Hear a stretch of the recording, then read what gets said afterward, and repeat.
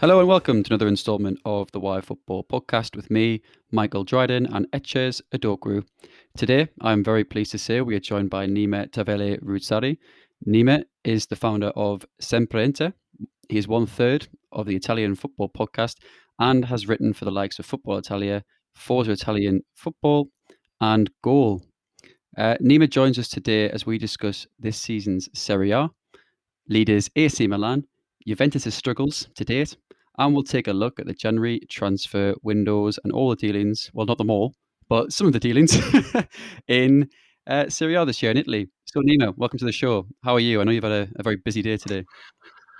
Yeah, no, it's been really busy. We recorded an interview with Jay Bothroyd, former Arsenal, Cardiff, and Perugia player, just a few hours ago, actually, and had to get that edited and cut and fixed and posted because that's we publish 2 episodes a week minimum on the Italian Football Podcast. We have a review show on Mondays, and then we have an interview show on Thursdays, and we couldn't get because he lives in Japan, and we couldn't get him until today, so it was a little bit stressful. But yeah, no, we've been really lucky. We're really grateful. We've had Sven-Goran Eriksson, Roy Hodgson. Wow!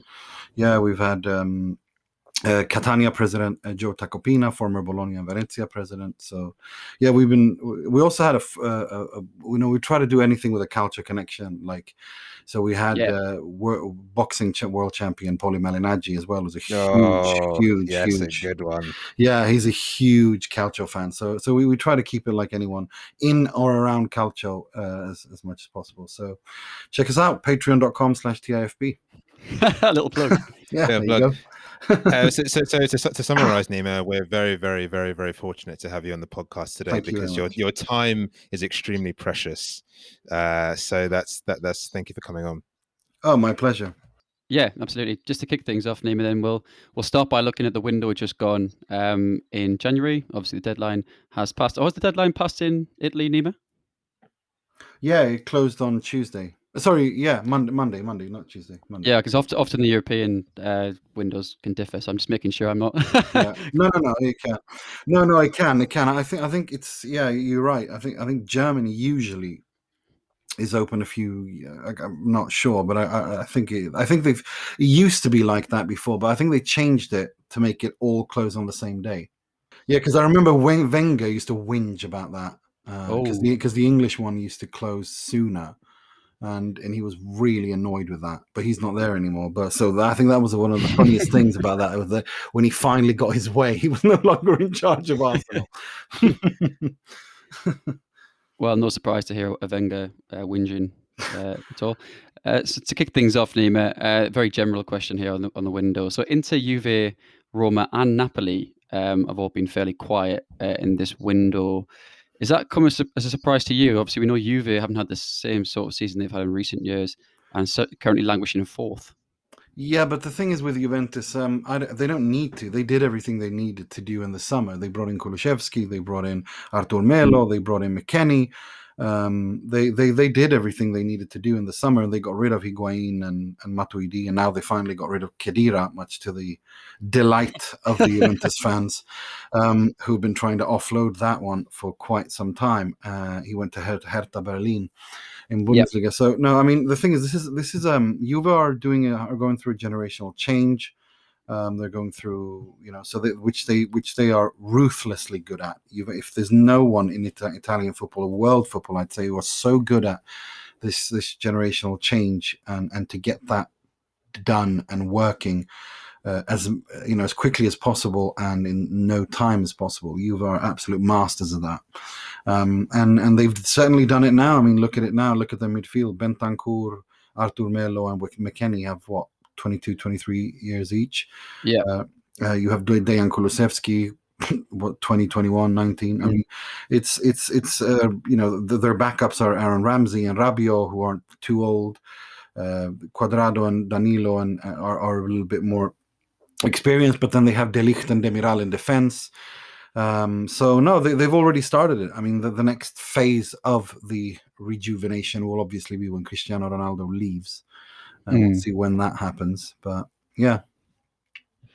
Yeah, so from me, how has Weston McKennie been? Because there's been this huge influx of American talent moving into Europe, in Hmm. particular in Germany, in Yeah. England, we have Christian Pulisic. And I know I watched Weston McKennie for Schalke a bit last year, and he seemed like a really good player. And I thought the step up to Juventus was steep, and I was interested to see how he would kind of combat that. So how has he gone down over there so far?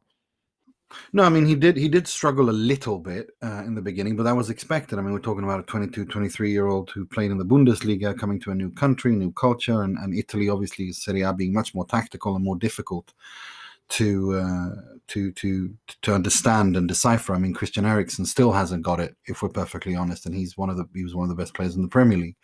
So he's starting to get it now after a year, about roughly 12 months. So it takes time to to understand the football, especially if you're playing for a big side like Juve or Inter or Milan or Roma, because the teams defend very deep against you and they're tactically very sound. So I think he's done more than beyond all expectations that I had. I didn't think he'd do this well this early. The player who struggled a bit more was Artur Melo. He really struggled in the beginning, much more than McKennie, and is finally now slowly coming into it. And I mean, this is a player that came from Barcelona. Yeah. So no, it's I think he's been really really good. I think they complement each other, that midfield, really well. That's the midfield trio they need to play: McKennie, Bentancur, and Artur Melo. With Federico Chiesa on a wing, or if I mean, Pirlo wants to. Formations don't really matter to Pirlo. It's more about he's more obsessed about positions in Mm. attacking and defensive phases and where he wants players and numbers to be. So the formation isn't really that important, but it's quite clear that he wants to have a three-man midfield of those three. He wants to have Chiesa on a wing and Kulusevski as a second striker, or a trequartista, as they say in Italy, and that's the position that Kulusevski himself actually prefers to play in. That's where he thinks he's the best. He's at his best. Although he plays a little bit further up the pitch now than a classic trequartista. He plays more of a seconda punta, or second striker, as they say in Italy. So no, it's Juve are looking good, and Morata has done that well there before, and he's done really well there this season. They're looking really good. There were always going to be teething issues for Pirlo. Yeah, so you meant, well, firstly, you referenced Trecorista, which absolutely love. A bit of a football manager reference, but one from the past, and it's always good to hear. But yes, on to Fiaco Tomori, the first man on my list as an incoming. Is probably the largest signing, even though on a loan deal. Obviously, the view to buy is around £26 million, Mm. quite a lot for a Serie A club, or even Milan to consume if they do decide to bring him in. So do you think Tomori will be a regular starter at Milan? I know he started against Bologna the other day. I think he's been very impressive. I mean, when you have the thing is, Alessio Romagnoli is not a very fast player. Yeah, He's good in positioning, and he's good at marking tightly when you defend deep, in the box. But the thing is, with teams like Milan and big teams in Europe, that all the big, they don't defend that much in the box anymore. They play with a pretty high line, and Romagnoli is not quick enough. He can't react quick enough. He's not fast enough. He doesn't have the pace. Tomori has all those things. So I think between Romagnoli's read of the game and with Tomori's pace and quickness, and they can play with a line that's pretty high up the pitch, which is how Pioli wants to play. And I think that that he can do a job for them. I think if he does well, Milan will move heaven and hell to keep him, because that's what Milan are doing now. They are investing in young players. yeah, They're doing exactly what Inter used to do up until this past summer, when and the effects of the COVID pandemic were really felt following the Chinese government restrictions on investment in sports in general, but also sports abroad. It's considered a non-essential business. It's a luxury essentially. So Inter had to throw away their previously 5-year plan, whilst Milan decided to, after the whole Rangnick debacle and keeping Pioli and all that mess that was there, they decided to, no, we're going to keep, we're going to, except for Zlatan Ibrahimovic, Mandzukic, and a few others, they're going to build around the core of players they already have in Kessie, Çalhanoğlu, and then bring in quality young players like Theo Hernandez, etc. So Milan have a really interesting project. I think Milan and Tonali, of course, who many a lot of people following the Serie A will say, oh, he's been rubbish so far, but he's only 21, 22 years old. It's his second season in the Serie A. It's his fourth season at playing first team football. He played 2 years in the Serie B and 1 year at a Brescia that were an absolute eyesore to watch. And he was the only one there who actually knew how to play football, and he was great there. So I expect, and the huge gap, the leap that you take when you go from Brescia to a small provincial team to Milan. It's not just going to Milan. It's not just changing teams. It's everything. It's everything around the media coverage, the lifestyle. Everything changes dramatically. So aside from the big boys, and well, Roma are one, and we saw the return of, and I didn't know this until just today, but the return of Stefan El Shaarawy, and I was shocked to see that he's still only 28 years old. Well, that's the thing. He's been around for so long, hasn't he? It's you forget that he's not that old. But El Shaarawy was supposed to sign for Roma already in the summer, but they couldn't get the deal done.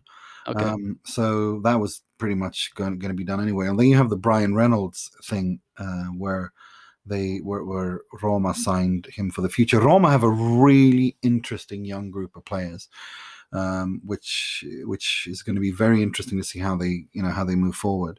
I think the Dzeko situation was handled by simply, letting everything calm down. I think he'll slowly be worked back into the squad, but I do think he'll leave in the summer. I think that relationship is coming to an end.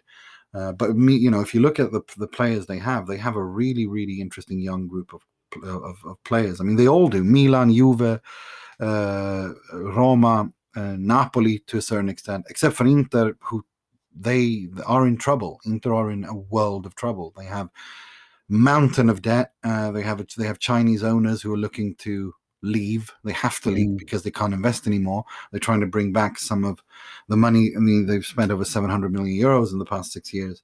They want to make most of that back. You have they can't. All of the entire business model was based on working with their network of businesses and companies in China and Asia. Well, they're not allowed. They can't. They're not paying. Any of the investors aren't making payments, and Suning themselves make their money from retail and real estate. Well, COVID-19 kind of decimated those two industries, so they have a liquidity issue, massive liquidity issue, and so yeah, that's where that is. So Inter are in trouble, and they're going. So they went after these no transfer fee players with high wages. Of course, that's the trade-off with like Arturo Vidal, like Alexander Kolarov, like Matteo Darmian. It's a tricky situation for Inter. Inter are in a world of trouble, and then they have Antonio Conte on 12 million euros net per year too. So he's got another year of contract left. Although I have to say, I don't expect him to honor that. I think he'll resign in the summer. I think he will. I think he will. He's fed up with his situation. Inter are a bit fed up with him because he's very difficult to work with. And also, he doesn't. I have a very difficult time seeing him wanting to stay another year at Inter, given the financial situation as it is. And I mean, if Suning were to sell the club, they sell it to a capital fund, and they're there to make money. They're not there to. They won't listen to him ranting and raving about experienced players. They want to make money, and they want to do what Milan are doing, or Atalanta are doing, basically buy young players that you can have resale value on, young talented players that don't command high wages. So, but we'll have to wait and see. I mean, no one knows anything right now. It's just that Inter have debts of up to 400 million euros, according to some reports. Oh wow! It's a really serious issue. Yeah, Conte famously fell out with Marina Granovsky at Chelsea before he left, and I can't imagine him wanting to work with any owners that are coming in with a fairly business mentality that aren't going to allow him to do what he wants to do. So, I mean, sticking with Inter, moving on to outgoings, the one player I don't think I heard you mention from that list you mentioned before is Christian Eriksen. He's left. He stayed at Inter. Are you surprised by that? No, I'm not surprised by that at all because it was quite clear that no one could pay his wages.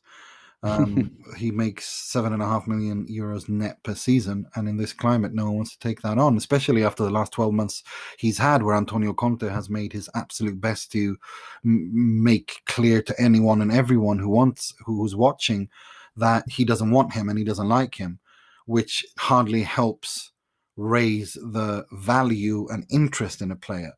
Then you had Beppe Marotta, the CEO, basically, in order not to have Conte throw a fit, have to go out there and say that he's not functional to how we play, and then all of a sudden they're all stuck in the same boat. And Christian Eriksen, he would have been open to leaving, but I mean, it's quite clear that he wasn't happy with how things went at Inter. I mean, he came to Inter because he wanted to leave an imprint in Italy, and with Inter, and Conte saying for 12 months that he can't play as a regista, he can't play as a deep lying midfield playmaker, and then all of a sudden he can, and he's trying to reschool him to that role where he's been actually pretty good. I mean, he's played two games in 10 minutes there. 120 minutes in the Coppa Italia against Fiorentina, and then 90 minutes against Benevento, and then the last 10 minutes in the Coppa Italia against Milan. So he's been really good there. I mean, he lacks defensively in that role because that's not his role. Yeah. But I do think that he has a role to play, and I think I've really liked what I've seen so far. I liked what I saw against Fiorentina. I loved what I saw against Benevento, although it's just Benevento. But it doesn't matter because, it doesn't matter because when Inter play Udinese, Sampdoria, Fiorentina, Eriksen is good enough to deal with those situations. He shouldn't be used against Milan, Juve, Lazio, Atalanta because you have other players for that can handle the balance much better. Yeah, I think a lot of people in England have saw the links back to Spurs or the links to Arsenal, actually, funnily enough, in this window and prior, and assumed he wasn't getting any game time, wasn't playing, and he hasn't played in his favoured position as much as he may have wanted to, and made the impact that you'd speak about. But it's good to see him back in the 11. You probably got this question. My next player on my outgoings list. You probably had this question about 1 million times, but were you surprised to see the Man United's acquisition of Amid Diallo? Because of the player he is. I haven't seen much of him because he's, as far as I'm aware, has made 4 league appearances in his career, and also the price tag as well. Well, Atalanta, this is what Atalanta do. They are masters at this. They are masters of selling players they don't need for huge sums of money because they have probably the best scouting network in all of Italy, which says a lot. I mean, Dejan Kulusevski didn't play a single game pretty much for them, basically, and they sold him for €44 million to Juventus. He was on loan at Parma and was brilliant there. So this is what they do. They are good at selling talented young players. They're very good at charging money for them as well. So this is what they do. They've always done this. And it's such a well-run club. I think pound for pound, as my colleague Carla Garganese says on the Italian Football Podcast, they are the best-run club in the world. They are a small provincial club from Bergamo, and they own their own stadium. They've sold the naming rights to it. It's been rebuilt and refurbished, and they've already this season, by qualifying for the last stages of the Champions League, already paid for the wages of every single player in that squad. And then you add selling players for 40-50 million, you're talking about a club that's turning a profit in the COVID pandemic financial reality where clubs are going bust. It's absolutely remarkable. Yeah, absolutely. I can't recall the Atlanta owner's name. We did a podcast episode on him quite a long time ago now. Percassi. Is it true, and I'm running this by you, I finally have someone to ask this to, that he bought a Atlanta shirt to every baby in Bergamo when he joined, or after something happened successfully? This could be nonsense. I read it on a blog. No. I think they do. No, they do. What they do is they buy to every Atalanta player born. To every child born in that city, they give a jersey to. Yeah, that's true. Oh wow! Oh wow! Yeah, Oh, yeah. good. Because they, obviously during normal periods. They do that because there's it's local patriotism is big in Italy, and nowhere is it bigger there than there in Bergamo, which is a very industrial, hardworking, Yeah. classical working class area. For them, La Dea, which is the nickname, the goddess, is of the club, is part of their lives. They're very proud of it. So they want to keep that local connection. So yeah, every child born is gifted a shirt. Yeah, so finally on my transfer section, or transfer window section, on the outgoings piece is Papa Gomez, sticking with Atalanta. What can you tell us about that situation with Gasparini and his eventual exit? Well, look, I think there are two sides to this at least. One is that Gasparini is for Atalanta and Gasparini in the long run. I think this was the correct decision because he's getting on a bit in age, and this was the last time to cash in on him. However, having said that, he was undoubtedly, arguably, the best player in the Serie A last season. He was the best. He was the most consistent. He was the best. With him, Atalanta could have actually had a shot at winning the Scudetto, in my opinion, and they could have gone really, really far in the Champions League like they did last season. Yeah. But and then part ways with him in the summer. But it was clear that Gasparini, who is about as pleasant a human being as a colonoscopy to deal with. I've never heard that. I mean, no, he is. I mean, he's not. He could pick a fight with Buddha. I mean, this man is just so disagreeable. He can't get along with anyone. And it's quite clear that the relationship soured entirely there. And he's not going to apologize for anything. And given that he's Gasparini and he's the coach who's done all the written history at the club and blah blah blah blah, it was always going to be one outcome of that battle. But it's a shame because Papu Gomez was one of the was an attraction of the Serie A, and it was such a perfect fit. He was he was the club captain. He'd been there for such a long time. He'd been this was the perfect place for him to be, to grow and develop. And he was brilliant playing under Gasparini. That system, suited him. It's really a shame. Yeah, it's a shame indeed. And I think what we're going to do is we're going to move on to the actual scene in the Serie A title race at the moment. But first, I wanted to start with the Coppa Italia the other night. I actually caught a bit of the Juventus Inter Milan game. How was that? And what's quite funny now with not funny but interesting with COVID is you can hear players celebrate. And I've heard Ronaldo's always a see you hundreds of times. I've heard it with muffled background noise. But what was interesting when he scored the other night was you heard all of the players kind of say it together, which was good to see. But what are your thoughts on that competition? I know Napoli are the holders, but do you think Juventus will take that home, or will Inter come back roaring in the second leg? I think that game is over now. And Inter gave it away because Inter were better than Juventus in that game. The issue is that Samir Handanovic is a liability, and he's been a liability for a couple of seasons now. And it's a tanking. I mean that's the thing. In Italy, it's really they're always very carefully. The big clubs are very good at being able to replace a goalkeeper before he, when he's just at his peak or has peaked, before you have the decline. I mean, Inter did it when they brought in Giulio Cesar, when they had Francesco Toldo, and they kind of relegated Toldo to a backup keeper, and then they had Giulio Cesar. Then when Giulio Cesar, everyone was surprised. Why did they want to get rid of Giulio Cesar and replace him with Handanovic? Well, it turns out that was the correct decision. They didn't do it this time around. They didn't do it with Handanovic. And what we're seeing now is a goalkeeper that is completely falling apart. He's so past his sell-by date. He's so past his best. It's tragic to watch because he's ruining his legacy. This is a goalkeeper who saved Inter in a decade as dark as the last one. He was one of the few shining spots. He was phenomenal, and what we're seeing now is absolutely it's an unraveling that we've not seen before.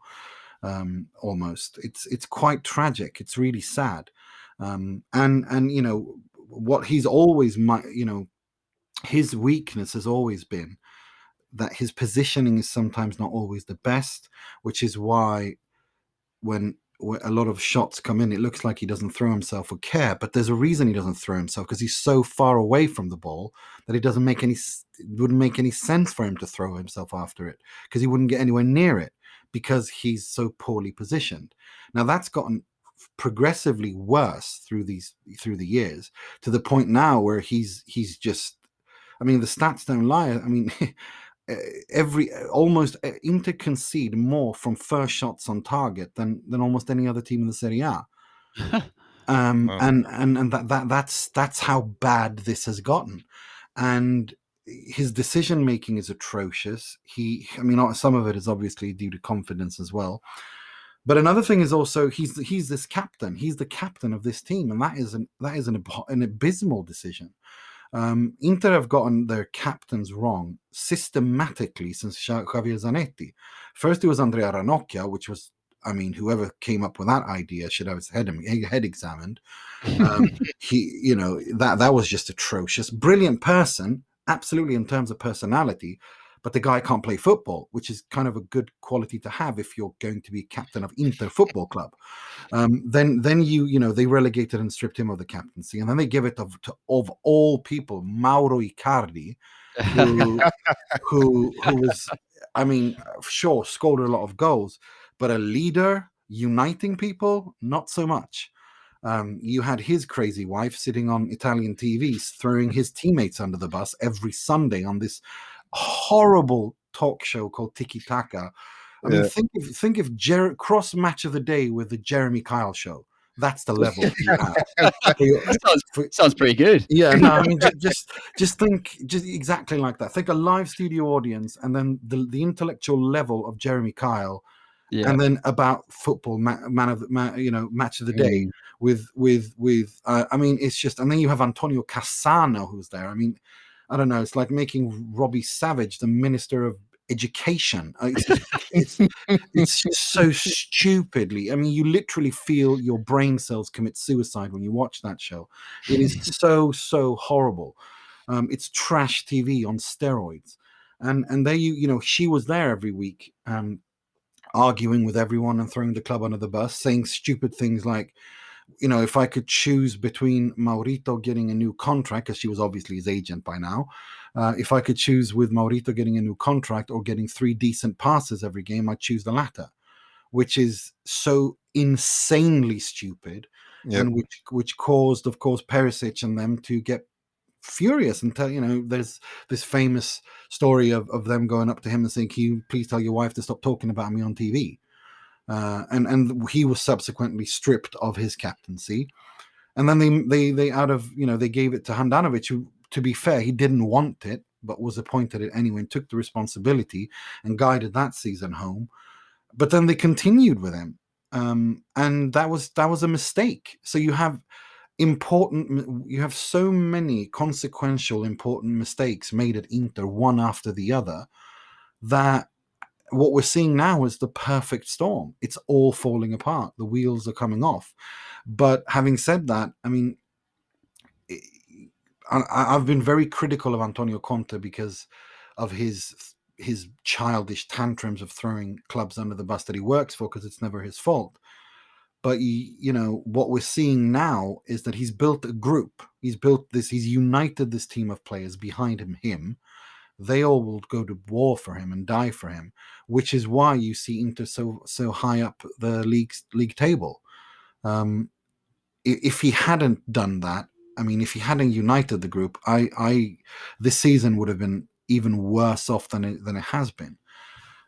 So you got to be honest and give the man credit for the good things he's done, and one of those things is united this team to go out there and fight tooth and nail for every point, and not allow this madness of the ownership change and the finances and the not having been paid for 7-8 months, all that. He's managed to block that out of the group.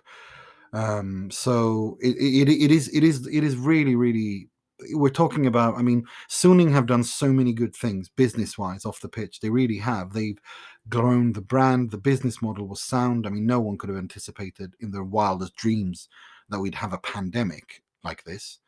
And that's why everything's going a bit pear-shaped for them right now. But it is Yeah. what it is. We'll have to wait and see how this season goes. I just don't see how Inter, with all these problems, can win the Scudetto. Yeah. You can't have a goalkeeper who's probably the eighth or ninth at best goalkeeper in the Serie A if you want to win the league. Yeah, I completely understand that. As I mentioned before, I'm an Arsenal fan, so I've had years and years and years and years and years and some more years and a few more years of terrible goalkeepers. But now we have Ben Leno, which is a bit more of a positive. Yes, I think the point about Inter, we're going to come to Inter a bit later on, but it's sad to see someone, when you have dark times in the club and you're looking for a positive light, it's quite sad to see those big figures kind of fall. You don't want to see that, but you want them to go out on a high. Moving on to another player who had quite a few highs, not so many lows, was obviously Andrea Pirlo, and his managerial appointment came as a bit of a shock to me when that came in. I know that Juventus, for a while, there were rumours anyway that they were looking at Pep Guardiola, or that was kind of one of their targets, and then all of a sudden Pirlo gets hired as, I believe, the under-23 manager or the youth team manager. Yeah, the under-23, yeah. And then suddenly, hey presto, in a few weeks, he then becomes first team manager after Sarri departed. So how has someone so inexperienced fared collectively this season? He's done a really good job. There's no other way to say it. They won their Champions League group. They won the Supercoppa Italiana. They have a game in hand and are very much in the title race. They play Roma this weekend, which will be really interesting. I expect them to win that, and if they do, they're very much in the title race. I mean, they play a Napoli who somehow has managed to be in crisis again. I don't know how they've managed that, because they had probably the best transfer window of all Italian teams, if we're honest. And on paper, they absolutely are a team that should be in the top four.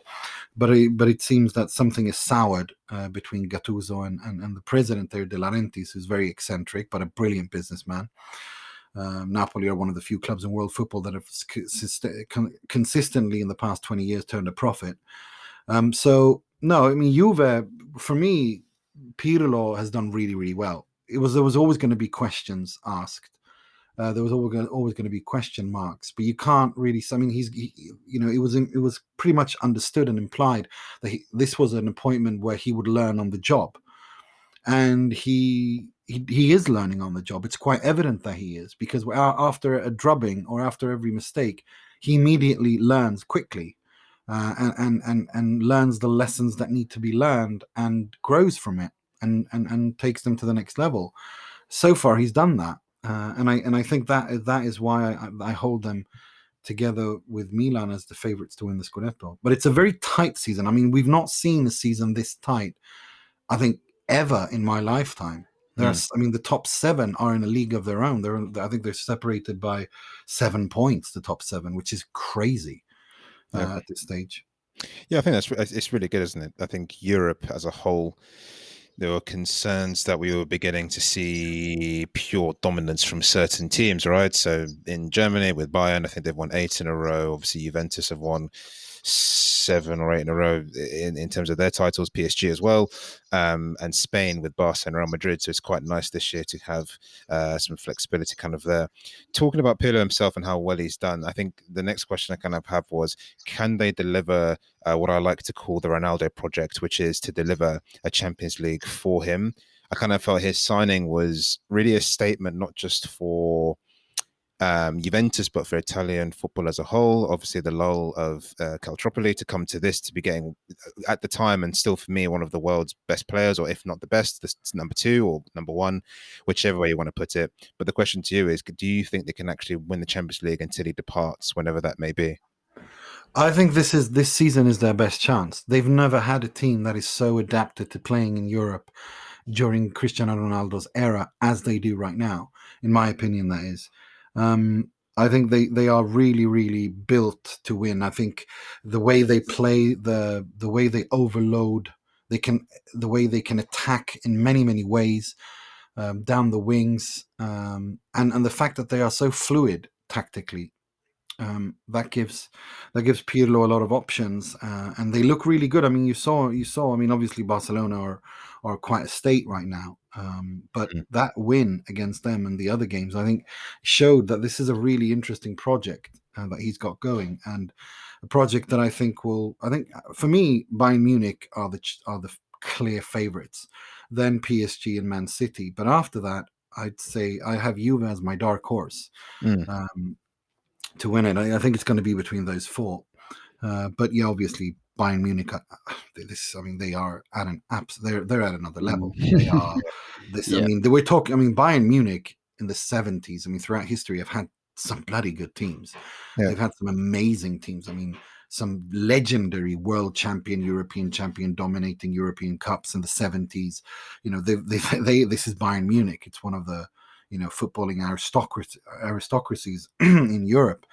But this team is probably the best they've ever had, which says so much. And they are just world class in every position. So it'll be very interesting to see what they do. But I think they can win it again for sure. Yeah, no, I think it'd be, I'll always be biased and want an English club to win, but I would like it to return to Italy. It's always nice. I think the European Cups before had a big change of seeing, multiple countries win it, where now it seems to be quite dominated by a select few nations. So it'd be nice for it to return to Italy. Moving on to another part in the title race, as you mentioned, the actual team that's currently top is AC Milan. Now, we touched on this earlier, but in a short answer, how have they actually turned it around? So I know Pioli was in charge and they had the Ragnick issue, which you mentioned earlier, but it seems it couldn't have just been overnight. Some of these players they built for a long time, but how much of it is down to Pioli himself? Well, I mean, you have to look at it like this. Franchesi and Çalhanoğlu have been there for a couple of years. It took them 2-3 years to adjust and adapt, and they were pretty young when they got there. Now they've adapted and grown into it, and gotten, taken on what it means to play for AC Milan, and they, Çalhanoğlu is one of the best players in the Serie A this season. He's been absolutely phenomenal. Kessie, without a doubt, as well. Theo Hernandez, the best left back in the league. You have a Davide Calabria, who I've always rated him as a very talented prospect, and he's delivered the goods this season. Then you have Romagnoli, the captain. They have the best goalkeeper in the Serie A by a mile. He's top 5 in the world, if you ask me. Donnarumma. And then you have Benacer, who's incredibly important for them, the midfield playmaker. You have Zlatan Ibrahimovic, who's come back there with a vengeance and fire in his belly to leave a mark, to end his career by winning something important. Nothing would be more important than him returning a decade after leaving Milan and restoring them to another title. That would be the ultimate mic drop moment for him. I mean, it's at the age of 39, come back and win the Scudetto that Milan have not been anywhere near of doing would be such an Ibrahimovic thing to do before retiring, which I think he probably will. I mean, if they win the Serie A and he returns to the Swedish national team in the summer for the Euros, and does well with the national team and breeds, if he leads them to a semi-final final, then he's got no. I mean, what else is he going to do? I mean, at the age of 39, turning 40. I mean, it's remarkable. It's out of this world.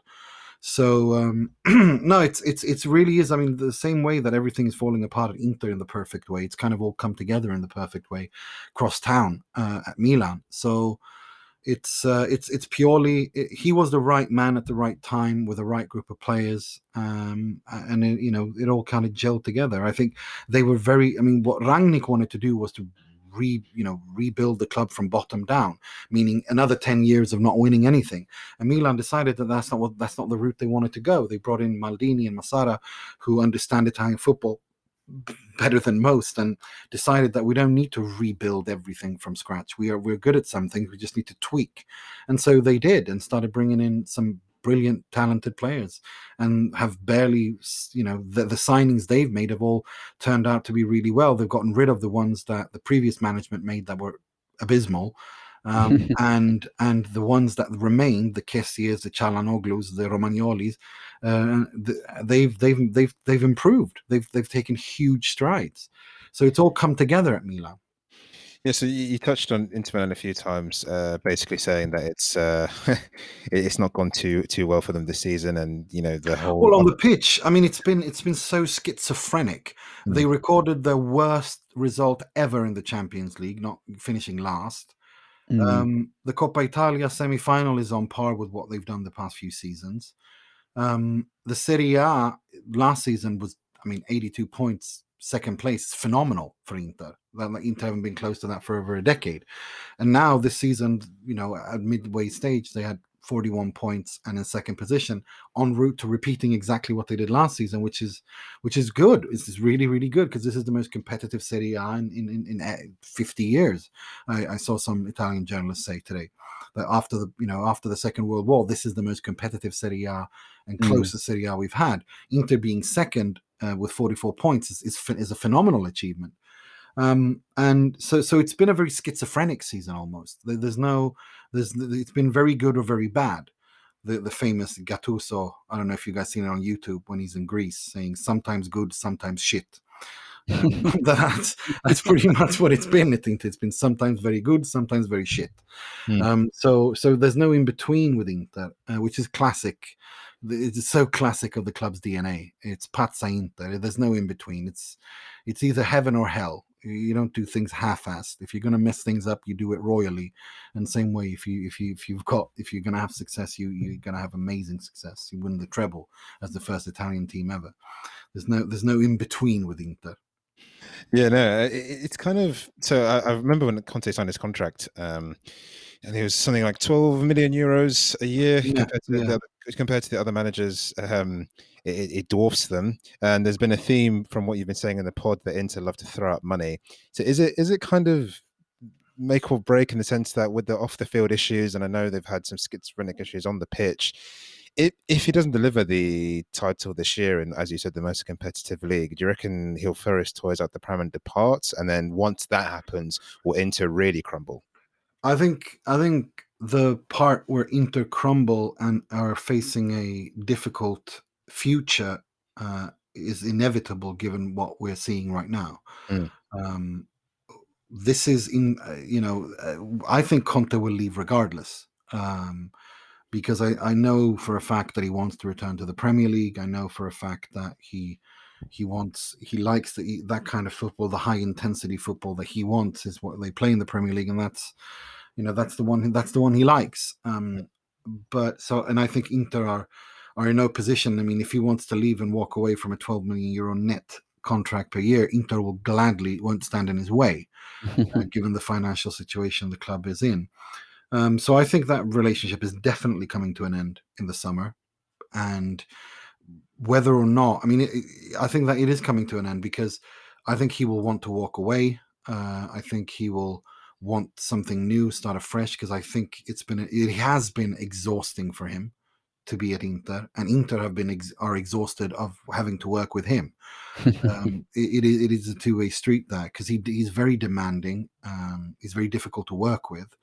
But he's brilliant. I mean, he's such a complex character, Conte. I mean, he is a tactical genius. He really is. I mean, he changed the game with some of the things he sees that no one else sees. Like, for example, when he started using Leonardo Bonucci as almost like a quarterback in NFL, which from central defense, pinpointing through balls. You've seen that with Inter, and now he's doing it from the left central defender position with Bastoni and Kolarov, which is the only reason he wanted Alexander Kolarov to begin with. These are really, these are innovations, and he improves players. I mean, the way Bastoni, Barella, Lukaku, Hakimi have grown under this man is unmistakable. It's there. It's there for everyone to see. But then you have the negative. I mean, he is Dr. Jekyll and Mr. Hyde. You have the negative side as well, because he has this ridiculous obsession with experienced players that are over 30 years old. And he doesn't seem to understand that money is finite. It doesn't grow on trees. You can't just buy everyone you want, whenever you want, how much you want, however you want. It doesn't work like that. Every club in the world has a budget. And he thinks that he acts as though financial fair play was something invented by stingy owners. Like he doesn't get that. And he complains and whinges accordingly when it doesn't go his way and doesn't accept responsibility, throwing people under the bus like he always does this at Juventus, at the Italian national team. He did it even at Atalanta. He did it when he was there. He does it every Chelsea. Famously, he took them to court.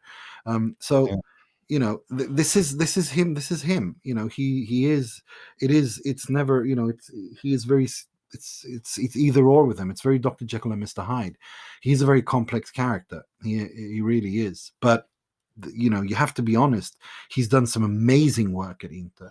If he were to win the Scudetto, the Serie A with Inter, in my opinion, that would be the biggest miracle he's done in his career. This team is in no way the best squad in the Serie A.